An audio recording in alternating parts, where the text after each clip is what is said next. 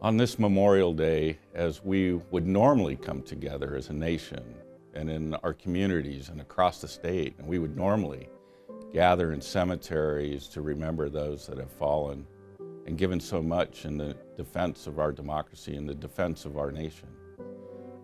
We will have to do different things this year, but it's still really important for us to think about and to remember and to commemorate those sacrifices made by so many across the history of our nation in order to preserve our form of democracy, in order that we can come together when it becomes appropriate and safe to do so yet once again.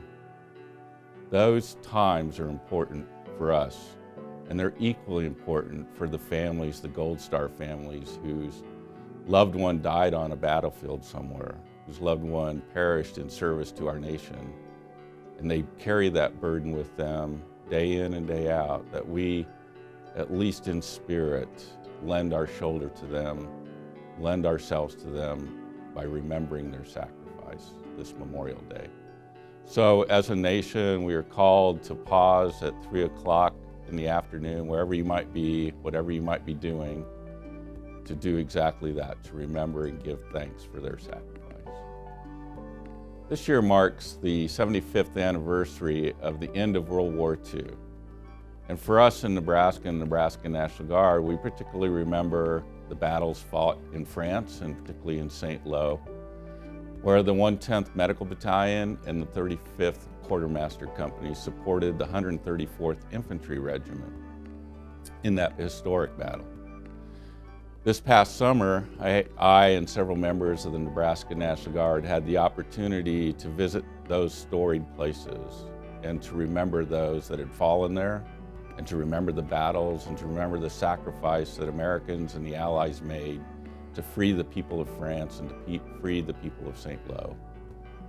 What an amazing experience that was for us to be able to journey there and to visit, to make connections unlike any I had done before. So one of the most powerful things for me in that visit was the continued appreciation that the people of France have for the sacrifices Americans made. We started in a village called Condé-sur-Vie, where we visited one of the memorials, and over the course of 3 days, conducted 15 different ceremonies commemorating sacrifice and celebrating places of victory and particularly important battle sites. One of those was in St. Lo, where one of the most iconic images from that battle was the flag-draped body of Major Howie on the rubble pile there.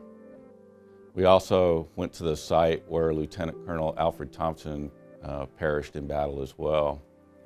Each of those places have significant meaning, not only for us, but also the people of France and for all those that contributed to the liberation of St. Lo and the surrounding area.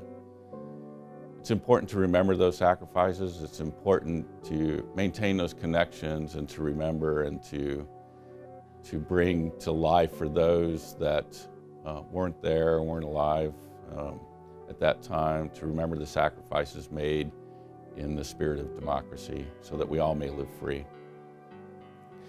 One of the last places we visited was the Omaha and Utah beaches, where we got to witness or got to see firsthand the challenges the American forces and the Allies faced in trying to advance on the beach and to scale the cliffs and to dislodge the German army from their fighting positions so that advances could be made to free places like St. Lo. It was an amazing thing to see and left a profound impression on all of us. You know, in 1940, over 300,000 National Guard members were called into active duty to support the efforts of America and the Allies in the battles of World War II.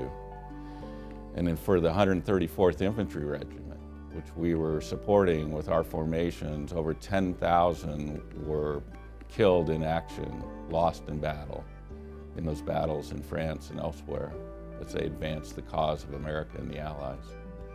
So it's really important to come back to that and to finish and to think about those sacrifices, and because of those that have served before us, those that made a choice or were called to wear the uniform, that we today honor their service by the way we wear our uniform, and remember that we too today support and defend the Constitution of the United States and all that's embodied in that document and what it means to us as Americans. And also that us in the Nebraska National Guard forces across America also support the constitutions of their state and territory whenever the people are threatened and whenever their safety is threatened. And that's our call, to protect and defend the homeland wherever we might need to do that, and serve the people of our communities and state when called upon, when they need us most. So this Memorial Day, it's more important than ever, I think, to pause and reflect and think deliberately about all that's been given across the years. And I ask you to remember to do that with me at 3 o'clock on Monday afternoon as we remember.